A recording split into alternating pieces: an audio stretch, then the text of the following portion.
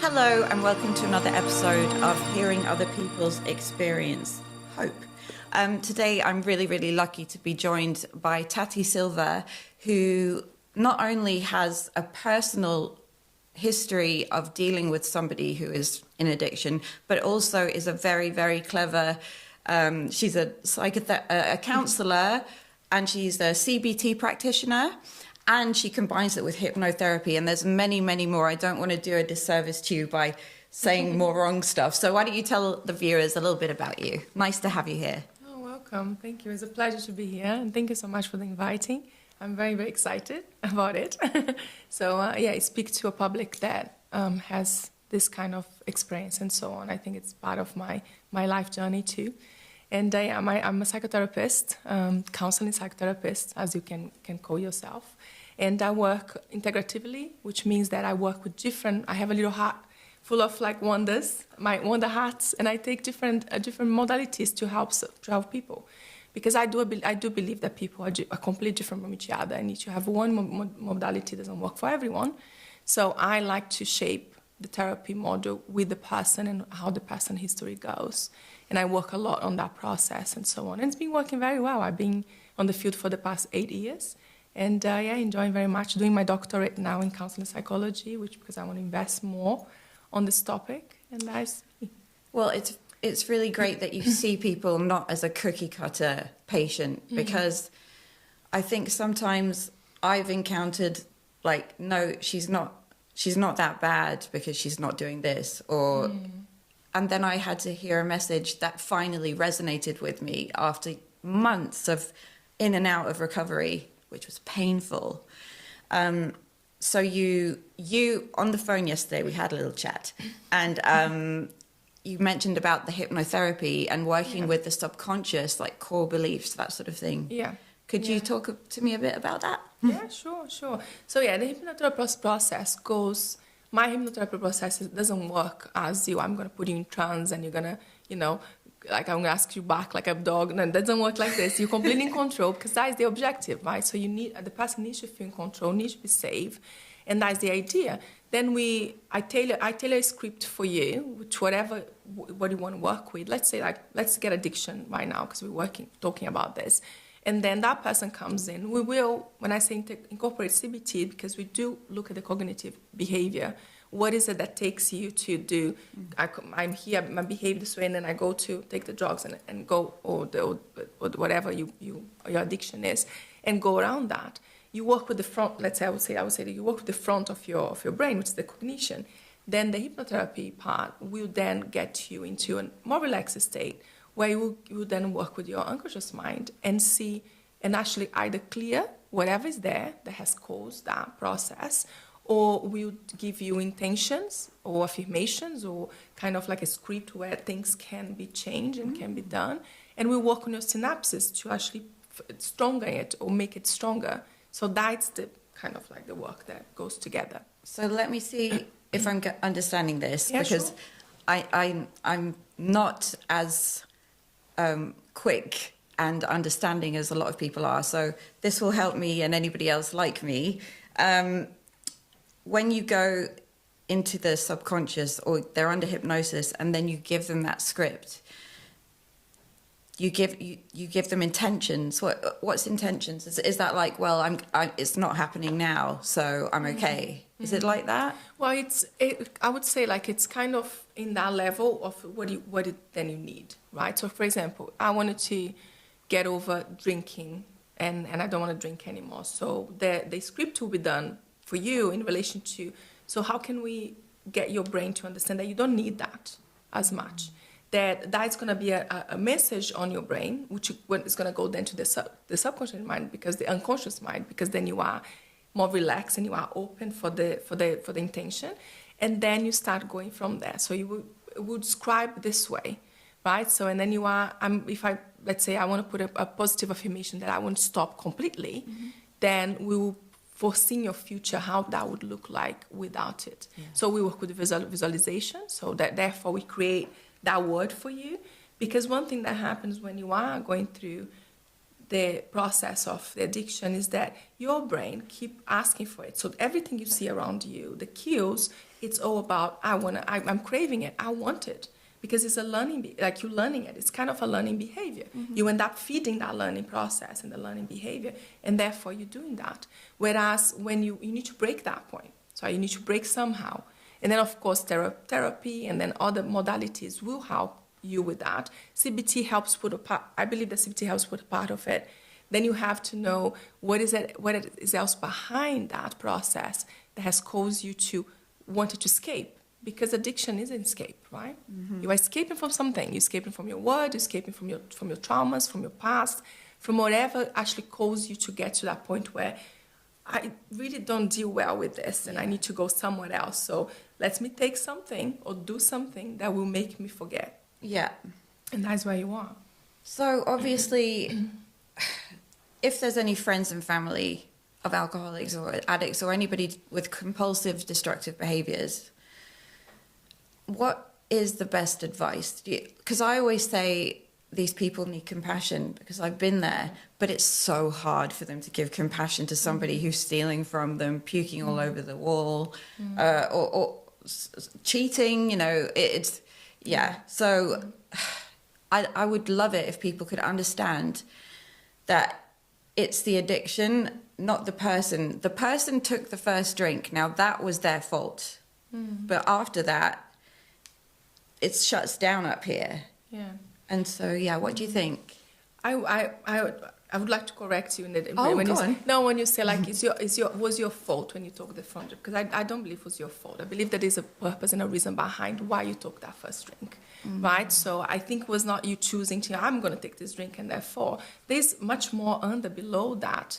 In the idea, that is me being compassionate to you and don't want it to be or to everyone else to say because I took the first drink, I need to be blamed for that. I suppose I'm thinking about when I'd already had a bit of recovery, and so I went back out there. You went back again, and I took that drink, and I knew that there was another way, but my brain was like, "No, that's not quick enough." And so instead of sitting with my feelings like I had been for the last few months, I decided to press boop, fuck it. And then after that, all of the horrible consequences, which is hard for everyone around us. So I know that you have been touched by the actions of an addict in your life. I think it would be hard to find anyone that hasn't been, to be honest. But do you want to tell me a little bit about that? Because I think it could really help a lot of people. Sure, yeah, sure. And like I said to you yesterday, I just don't work with it, but I also have my own private experience with it too. And it actually wasn't, I mentioned my ex-husband, but I also was even my father. And it's interesting to kind of link to one thing to another, because my father is someone that I love very much and someone that I would see him, and he was a completely adorable person, very quiet person. When he was sober, when he would drink, he would transform. And I saw that since a very, very, very young age. And I would be between my mom and my dad, and they fighting because my father transformed to a person that I didn't recognize. And that was already part of, with my life. And it gave me a little, I feel that then my behavior with my ex-husband was a kind of a part of also relieving, knowing that my dad would transform, would be an amazing man for me in my eyes, but then transform. Very similar to my ex-husband that was like amazing guy, amazing person, like offer me love and everything else. And more than everything else, because I come from the favelas in Brazil, come from nothing. Really? Yeah. And then he kind of like offered me a different life, a life that I could never, ever imagine in my life. And so that amazing, generous person, however, would then transform to, or like I mentioned, going Bentas for 5 days a week, disappear completely. I would not know where he was. And to a point where I was like, I don't know how to deal with this, because it's triggered me a lot too. And that part of when we say like family, I now definitely advocate for family to be compassionate, to be dealing with the addiction or the person that's dealing with it in a compassionate, loving way. Because I felt that I felt a little bit guilt, not a little bit, I feel guilt about it, not probably dealing with just with that part. I do understand and I forgive myself for that part of me too, because of course I know why, because of the experience. Being in the experience is hard for the family member. However, that is not the blame or the shame. The addicted doesn't need more shame and blame, because they already blame themselves. They're already guilting themselves from that process that they're going through. Is they need the understanding and like the love of like, how am I gonna do this? And with my ex-husband, we were together for 10 years, and we had a very up and down relationship. So the last strike, when he kind of went in a bent again, and was when I felt that there was no coming back from him, because I could not see the love in his eyes anymore for me. So I wasn't anymore the person that could bring him back. It had to be his choice. And then, of course, I found out the cheating and everything else that was happening. The process of that, a lot of lying, a lot of lying. Oh yeah, we're good at that. Yes, exactly. To a point where my life, from I would describe like from the favelas in Brazil to like this princess life where I had everything, to then suddenly I wake up the next day and I was on the streets because he wasn't paying the bills, he wasn't paying anything. Then I had to get pack my things, my luggage with my dog, and I was out on the streets with no place to stay. Luckily I had friends, so I was there. And he also lost completely. So we both lost in a way, him in a different world and I'm in a different world. And that was the journey. And unfortunately, we went to rehab. We tried to get him to, he had those moments of like going very down, very, very low. And I kept in touch with him. I was completely there for him, trying to be there for him, even though he wasn't in the country, but I was trying to be there for him. And then he would call me when he was very low, and I would take him, okay, let's go to a center, let's try to help you. I, constantly trying to, but like we said yesterday, it's a choice. You need to want it, because it's not just the person wants for you. They need to want it that. Yeah. And and then to reach a point that November last year, we lost him because he could not take it anymore, and he killed himself. I'm so sorry for your loss, first of all. Because addiction, like, it will be treated. It will be treated by three things only. The substance, because it shuts your mind up. But we become allergic to the substance, so we can't use it anymore because we've used it too much. So that's one way. Actually getting into recovery that fits you and you can commit to. And third is, unfortunately, committing suicide, which is very, very common. Among us. Yeah, because every people can ask me and say, like, do you blame him? Do you think he was selfish? I said no. I get goosebumps to talk about it. I said I do understand 100% where he was coming from, and I'm not gonna blame him for the choice he made. He could not take anymore, and like you just said, it's like the levels of it. When you reach that level where you're like, I don't know if there is escape anymore. And then that is where he was. And it's interesting that every time that he was thinking about it, but I don't think it was there, he would contact me and we would figure it out. This time, the message that he sent to me was completely different from the previous ones, where he would send with a help. I need help. I'm about to do something. This time, he just sent a message as usual, just saying, things are tough. I'm feeling distressed, but there was nothing there. And then the next day, so he was ready. Yeah, it's too much for anyone to take. That amount of emotional pain is too much. And when we've found a method of releasing that pain, that's always worked perfectly. And then eventually by the end, it stops working. And that's when you can go one of two ways, recovery or death. And it's really that black and white. So that, I suppose, has sort of inspired you to help in this area of psychology. I know that you said it's not what you specialize in, but you seem to have some amazing knowledge about it. Like, I wanted to know if someone has... How can you explain to, let's say there's a mum out there, her son keeps relapsing. there's nothing that she can do about it. She has to accept it. I think when my mum finally accepted, like, if my daughter dies, it's not my fault, then she could sleep at night because I put her through so much. And so I guess there's nothing that you could have done differently to stop that from happening, is basically what I mean. Like, that applies to anything, doesn't it? Like, any situation like this. Yeah, it does. And you have to remember that the person is not the addiction. Yes. Right? They don't wear that t-shirt, that body. That was not your bodysuit. No. It's not the addiction. Behind that addiction, there is someone which is like, let's say you gave the example of your mom. Her daughter was there. You were there. But of course, the addiction was taking over. And that is pretty much what is happening. Families need to understand that the person is still there. What is talking, what is the behavior that is being doing is not the person 100%, is the addiction, it's part of it.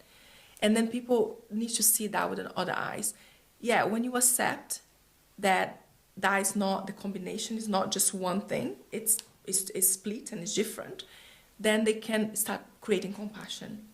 And then compassion even for themselves, the way they feel. Because of course, when you are in the situation where I was on the other side of the coin, like I was on the other end of the coin, which is your mom was, where when he's not coming home for weeks, you're thinking, how this person can do that to me? Like, where is the love? Where is that thing? But I wasn't thinking about that he still loved me, but it's not him. It's then what the substance and everything that is taking over him. Because you have to understand that in the brain, there is a cut when you have the decision maker, which is your prefrontal cortex, which is the front of your brain, is where you make decisions, is where you kind of have the control of the life of saying this is right or wrong. When you are kind of in the addiction or any type of addiction mode, you have a part of your brain that it's not connecting with our prefrontal cortex, right? There's a cut. But why? Because the other part is the other part that there, you are kind of creating what? You are creating the goals. What is my goal? My goal is to, let's say, escape from reality. Yeah. Or my goal is to be high. Or my goal is to have this excitement of whatever addiction you have gives to you. Then the main brain, the back brain, which is the dopamine, which shot the dopamines into that area, keep shooting it and keep like feeding it, and you feel more excited. So what happened then is when we talk about the mass of the gray masses in the brain that gets smaller and smaller with the addiction, because that is what's happening. You're kind of cutting down those synapses. But the synapses are getting weaker. The synapse the communication between the prefrontal cortex and the stimuli is getting weaker. So, and then until to a point where there is no response anymore. It's not that it's not there. It can come back. For example, when you recover and when you're doing better, you're going to have your decision making is going to be better and it's going to be more clear. However, in the moment that you just actually enjoying or seeking for the excitement or seeking for the dopamine, it's not going to be there anymore. It's going to kind of like have a cut. Yeah, it shuts down. So neural pathways. Yeah. I've heard in rehab there's this session that they do where we all have to be like a neuron and like we're part of a brain and we're like and so this is like biology for dummies that I'm going to say, but I'm going to say it because it makes sense to me. So all of the neural pathways are very deep. You know, they're very rigid. Like they're like old track marks in the road, okay? And then and cars have been taking that exact route for years and years and years, and the tracks are there. And then and then it's like you try to not fall into that track without any help. It's not really going to work. I think what you said is really important because there's an understanding here that it is a biological, neurological thing. But you can build new pathways. Yes. So, like, is that what you meant by synapse, by the way? Yeah. Oh, good. The pathways is like the synapse because we can break them and we can make new ones. Yeah. We can weaken them. For example, like with let's say like with smoking, if you keep like you were smoking and that synapse of the smoking, the idea of getting a cigarette and put in your mouth and the sensation you have and so on, keep getting stronger and stronger and stronger. And that's where you kind of, when you have that you just enforcing it, right? Whereas if you stop it and you start to make that weaker, you're going to create other pathways that was now what is happening, the healthier, let's say, the healthy style. And then where you are, instead of going for the drink, you're actually doing something else. And you're kind of creating different behaviors that helps you then now to not just seek for the drinks as an escape, but let's say therapy is one of the things that would go and help you, or a community. Like AA is incredible for that, because one thing that works very well for AA is the idea of the community. Because community is a part of your, not just the recover, but even people cannot live alone. A lonely wolf die. Yeah, right, if they're absolutely. Alone. And it's the same thing, because when you are in addiction, you feel very lonely. Yeah. Because you feel people don't understand you. Your family doesn't understand you. Because you piss them all off. Yeah.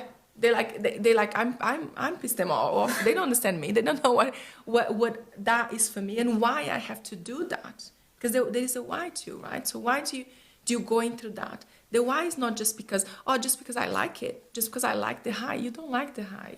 It's not about the liking the high. The high is a pleasure, it's a reward, but it's not everything. And I would say that for me, I don't think addiction is the alcohol is the what causes addiction, or no, it or could be cocaine. anything. No. What causes addiction is the traumas, is the break heart. You know, like you have a very bad breakup, or the violence, the domestic violence. All those things cause addiction, because you need to escape. The emotional part of your life you need to escape, and when it's tragic, then you have to find a way. Yeah, exactly. And I at some point, I'm like 4.5 years nearly, and at some point I realized that those neural pathways, like, they are still there, but I know that they don't have power over me. Yeah. And there was, several times I was trying to get sober for years before I finally managed it. And I remember I was a couple of weeks in, and I just was a greedy cow, and I ate this chocolate without even chewing it, and it was basically just booze, right? And then it's like, zoom, up they go, and they lit up, and off I went for another year. So for people who think that, oh, well, it's just a coke addiction, so, once she gets back from rehab, she'll be able to come out and have a civilized dinner with a glass of wine. But there are still people that think that way. I've met them. Okay. And so I just try my best to remain calm and explain, but I'd rather it came from somebody who knows how to articulate it properly. So maybe you could say, like, that they really will drop the expectation that they will ever be able to do that again. Yeah. No. That's because you surround with cues and triggers. Yeah. Look around you. Like you have probably more triggers around you and or cues for you to actually do that than for you not to do it. The power that you have to, the empowerment that you have to do to yourself every single day to get up. That's why let's celebrate 4.5 years celebration. A lot of celebration here, because it's not an easy path. Because for you, it's not getting up and going, oh yeah, let's go and enjoy the day. For you, it's getting up and say, I need to be strong today for not doing it. And going to the world where you have pubs everywhere, whatever your addiction was. I'm not sure what it was, but you have triggers everywhere. Yeah. Because the addiction will come in different ways and different triggers and different cues that your brain is gonna still light it up a little bit. Yeah. So by having, I have friends and so on, not my clients, but my friends that has gone through this pathway. Now they can stay, like, let's say they can go out and be in a dinner with us and see drinks around. Yeah. But for the first few years, no. I've only recently been able to do that. Yeah. And I always have an exit strategy, because when I watch people deteriorate, I'm like, oh my God, I was like that. I was worse than that all the time. You need to go. Yeah. And so I will never judge anyone for being pissed, because, like, that's how I spent 10 years. 15 or whatever. Anyway, it's a long time. And so, it's not great. You're in intensive care at the beginning. That's what I tell people. Like, the first year is intensive care on a life support machine. Yeah. Keep it really small. Yeah. You can't just go out and sit in a pub with your friends. No. I was quite lucky that when I got into recovery, it was locked down.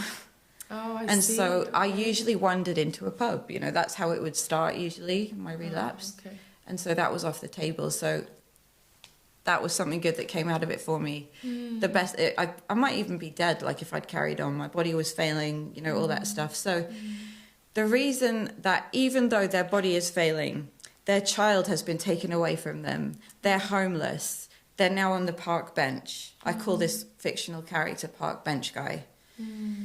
He wasn't always on that park bench. He used to be a little boy with toys and I don't know, he used to be a little innocent child.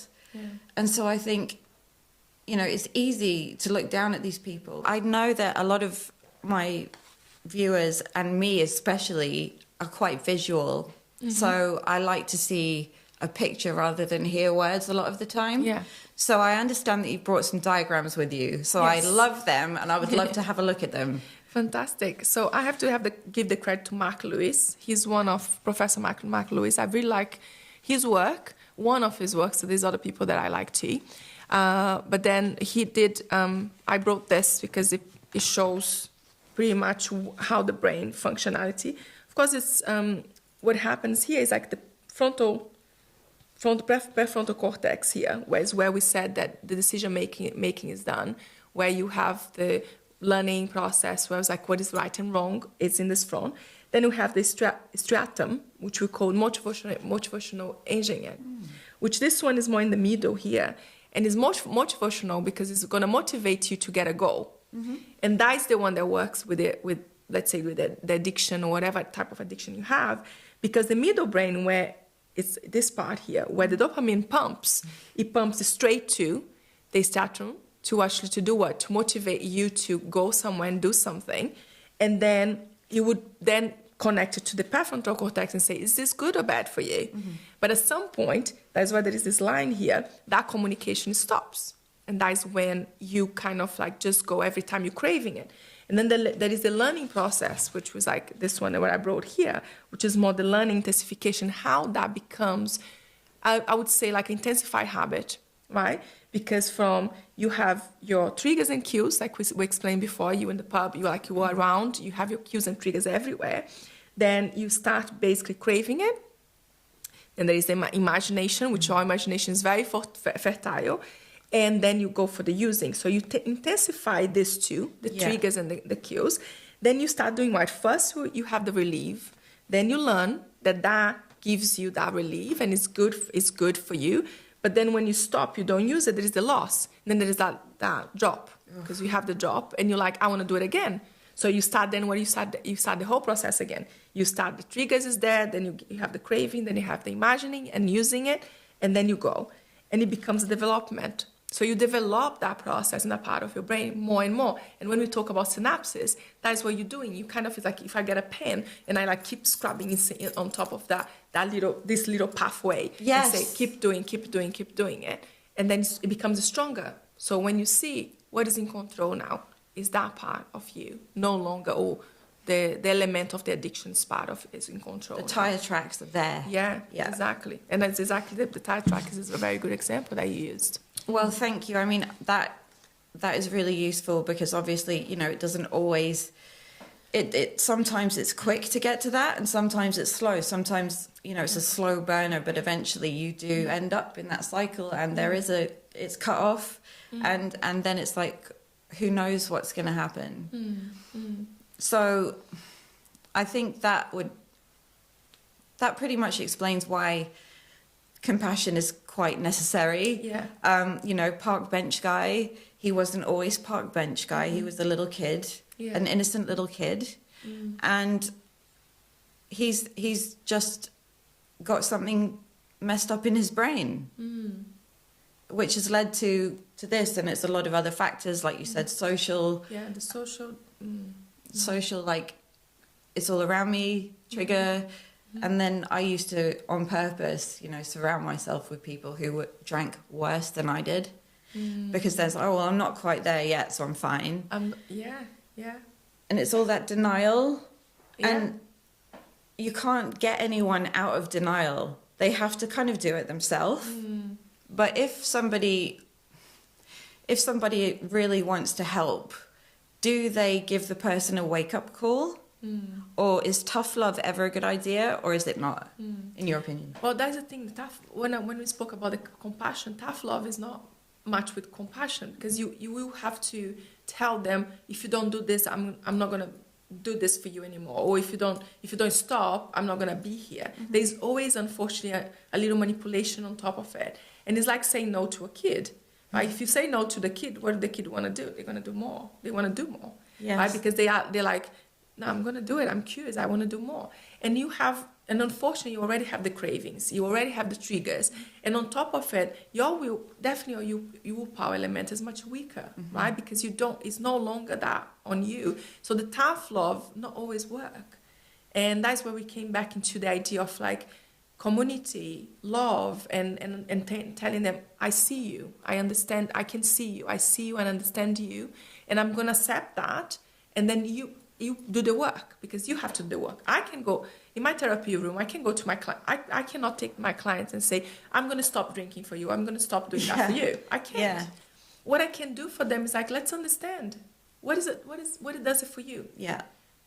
What is the the excitement that whatever you're addicted reward. to. What is the reward? Because what happened here, then we have to speak about the quick reward, right? Like because that's what it is. This is quick. It's happening quick. It's a quick reward. You're not thinking about the future. No. Because you don't even want to think about the future. Because if you think about it, it's like, ooh, the future is like, they're going to leave me. My family is going to hate me. And so, no, let's not go there. So I want it now. Yeah. So you're not going to talk to your friend and say like, oh, let's get high next week. You don't talk to them about that. You want to get high now. Yeah. You don't plan for next year. The goal is not next week. The goal is now. Yeah. So we have to start asking the family, helping the family to help the person that is in need to acknowledge the future, to understand how they can have a future, and then help them to understand the past. Is a past and future thing, because the present is the addiction. The presence is whatever they addict to, the drug, the alcohol, the smoke, whatever it is the present for them. So they're scared of the future. They don't want to look at that, because even when they look at that, they look with the present eyes, which is like, I'm an alcoholic, let's say. Then when you look, it's like the future for me looks like there's no one there. Yeah. I'm alone. Unbearable. So I don't want to go there. Let's put it on the back burner. And then the past, I don't want to go there too. That's too scary. Oh God, the idea of going into hangover, and like when I was on a binge or a bender or whatever, by the end it was just me on my own with wine.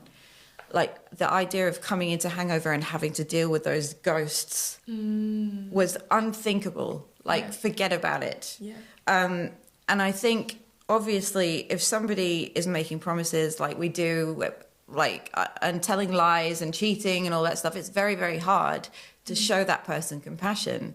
And sometimes what I suggest to people who ask me for advice, obviously I'm not professional, but I do know about drinking.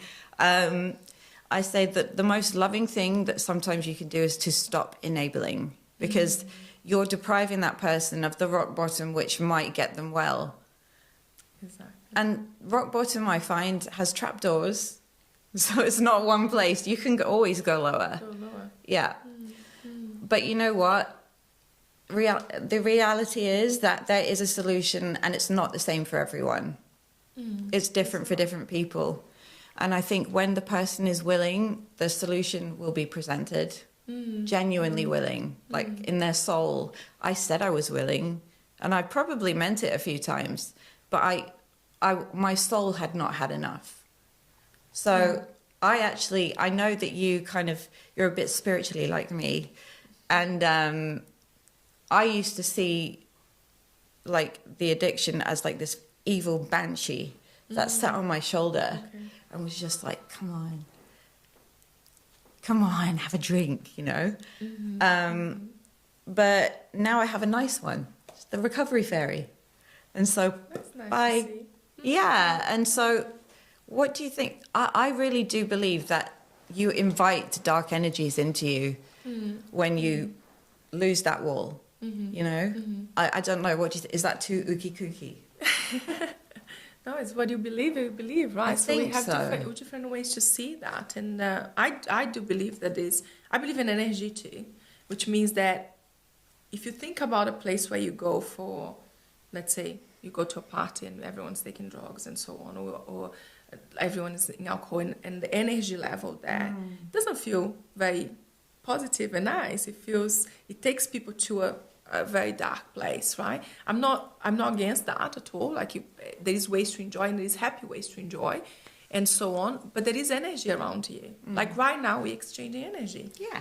Right? There's a type of energy here. We are here for an objective, and the objective is like helping other people, helping families understanding how that doesn't work when you have someone in your life.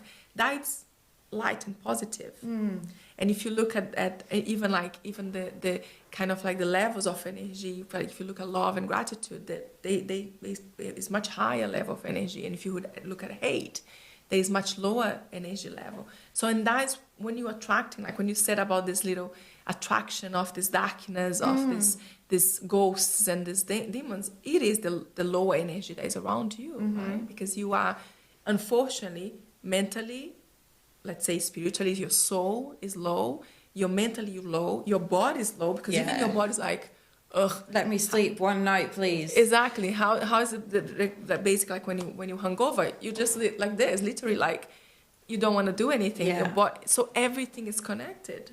This is what is my belief for sure. I agree with you on that. Definitely agree with you. And also, you know, it's confusing for people because you say, like, when you go into a party, everyone seems like they're having fun. It looks that way. But if we took all of that away, that would be in one miserable place. Like, these people, they won't remember the connection that they've made because they were there for the booze or whatever it was that they wanted. Not everyone is an addict, right? So some people can go and have a drink and genuinely have a nice time. Yeah. But then there's a lot of people like me who would go there, you know, claiming that it's because I want to see this person or that person, or to have a business meeting with someone, you know, something lame like that. I used to say that, but really it was like, there's going to be booze there and I'm not going to have to pay for it, you know. So you had your excuse, right? So you're like, okay, this is my excuse. Okay, great. And then I can drink as much as I can because it's there. It's free. They're giving it to me. Yeah.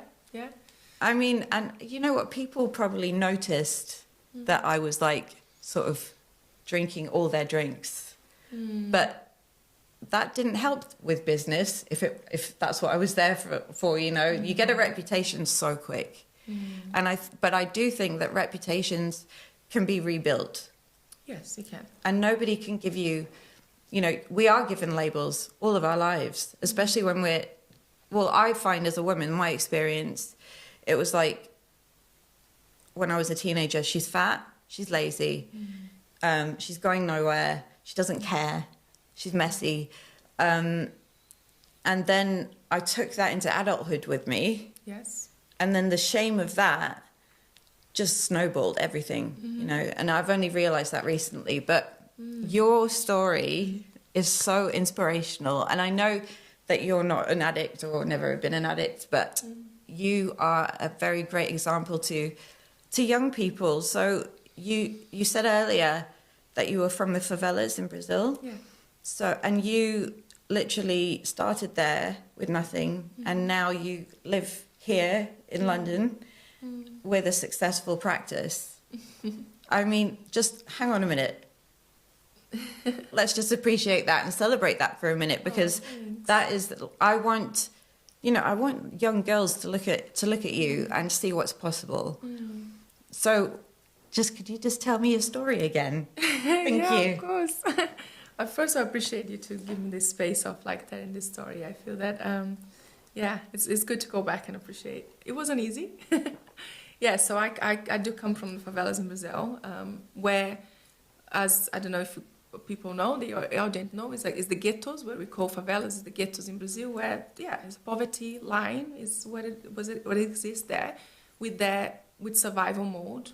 How can work and make money for the next day? There is never like a dream for the future. We don't dream much, like we can't, because then it will take you to that spiral of like, I don't have anything. And that's pretty much where it was. We don't have anything. Schools was difficult, and there was always the basic of the basic. I wanted to get out. I wanted to figured out how could I do better. Wasn't until late in life, I was 25 when I first came here. Now I'm 45. So Really? Yeah. Okay, we're going to talk after. Yeah, carry on. So 45 now. So and was 25, came here, no English whatsoever, nothing. From like a help with one friend that said I can give you a job and a place to live. I was living immigrant life with 8 people in one apartment of 8 with 2 bedrooms only, and then working as a cleaner. But one thing that I agree with myself was I wanted to learn the language, and I don't want to be illegal here, so I need to figure out ways. And one of the ways was actually to study and do university degree and so on. Another dream of mine, because no one in my family my mom doesn't know how to read and write, so she cannot read and write, and my dad the same. So I was like, I need to change. I need to break that chain. I need to break down that link, that ancestral link of we cannot do it, we don't have enough, and so on. And that's what I tried to do. Then I came over. London, England definitely gave me an incredible opportunity. I met amazing friends, but also my ex-husband, which was someone very, very positive in my life in relation to show me different parts of life and give me a life of like stability for a little while. Then again, you drop again, you go down, which happens after we separated. I didn't have nothing, so I had to restart it all again. But the resilience of I need this and I want this was with me all the time, because I could not go back to Brazil to my life, because I was like, not because of ego or anything, just because like I know what was waiting for me there, and I didn't want it there anymore. I didn't want that anymore. So and then I definitely started my private practice. I did my master's degree in counseling psychotherapy. Now I'm doing my doctorate. So first in the family of graduate from university, from a master, and I'm so grateful for everyone that crossed my path, even those people that was not so positive, because they also taught me so much. Teachers, that I call them teachers, or assignments from the universe. Yeah. And if you don't do your assignment, you get it again. You get it again. That's how I dated the same guy for about 15 years in different bodies. You know. No, I agree. Yeah, you need to learn, and they will come back for you. I'm very proud of the life that I have in Brazil. I'm very proud of being where I come from. Very proud of it, because it gave me the base of everything. It made the values that I have today. It comes from there first, because even though coming from that community that poverty is everywhere, there was a community. We are looking after each other, and that is one thing that was I sometimes don't see here. It's true. It's true. Like some people, I grew up in London, so I didn't really even know my neighbours very well. Yeah. I knew the girls at school because I went to posh school at the other side of London, and I lived in, a modest area. Yeah. But yeah, definitely not like anything like a ghetto of any kind. It was just very, very normal, I guess, middle class. Yeah. But I really, really love talking to you, and I think we should have you on again. And I'm just going to have a look here. Yes. So resources for people to see. Do you have like a top 3 or? Yeah. Well, resources is starting from the idea of like, I want this. I start from you, yourself, the person that is going through that, kind of coming to that consensus. When you come to that consensus, just definitely say, I'm ready, because help will be there for you. We have so much on the NHS for addiction that helps. A lot of them are for free. You can if you want to go through that, you go to a GP and you can even get help to stop smoking with the medicine and so on. You can have all that. But I would definitely, you need to go to the root. And for me, going to the root is that it has to be therapy. You have to go to the root by talking about it. It's one of the hardest things to do sometimes, because you don't want to go there, but definitely find someone that you relate to, because the therapeutic relationship is very, very important. And I say that to people that come to me to work, because sometimes I say, look at all therapeutic relationships, sometimes it doesn't work, and I'm okay with it. You can go find someone else. because that what is a base of for you to trust. Because one thing also that you lose throughout this process of being around the addiction and so on is the trust. Because you already don't have the trust on yourself, right? That you can do it and so on. Then you don't trust people around you because everyone's pointing the finger to you, say like, you bad, you bad, you bad. So who are you going to trust? And figuring out that mechanism. And again, community, people around you, your system, your support system, very important. It doesn't need to be your family.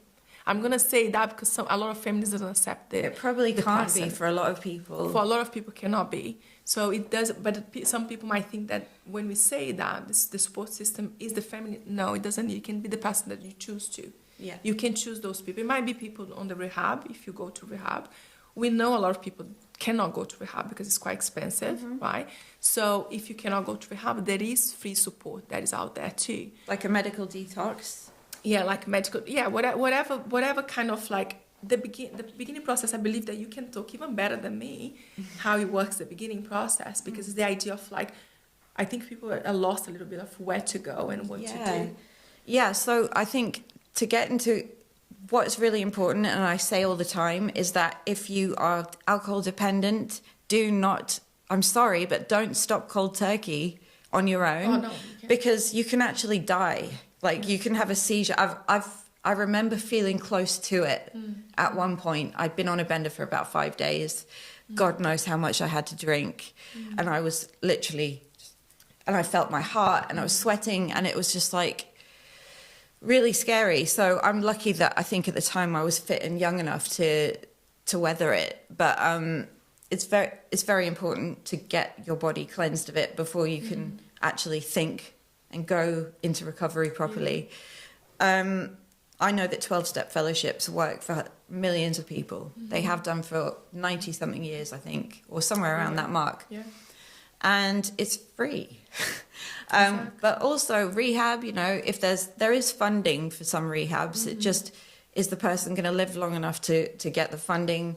Not always. And also when they get there, usually as addicts, we do not like being told where to go and what to do. We hate it. In fact, I'm still a bit that way a lot of the time, but I've learned to be open-minded. When I'm open-minded, I can take suggestions, even if they piss me off at first. So after the medical detox, I can't afford rehab, would you say the next best step would be like a sober community? Yeah. Because again, you can find those for free, right? So you have the sober community, or let's say AA, that you have the sponsorship, and you have people that will be there for you, and they know your language, they know they know what you went through and what you're going through, whatever step you are, they know, and that's what it is. It's forming that community around you, the support community around you, that understands that gives you love and compassion, not give you things to do and you have to do this because otherwise you won't get better. You need a place such as this. That one. I remember like all I needed was compassion, and it was impossible to give that to me from my family because of the consequences, like everything that I put them through. Missing Christmas one year, them not knowing where I was, having to go to the hospital to pick me up.